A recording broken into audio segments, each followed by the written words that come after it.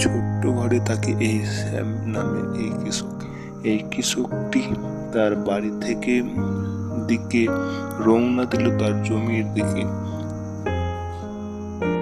এই কৃষকটি আবার কাজ করতে শুরু করলো।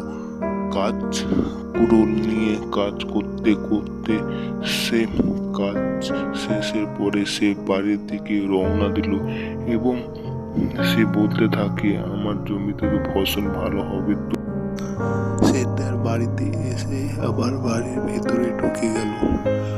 বাড়িতে এসে সে ঘুমিয়ে পড়ল এবং রাত্রি হয়ে যায়।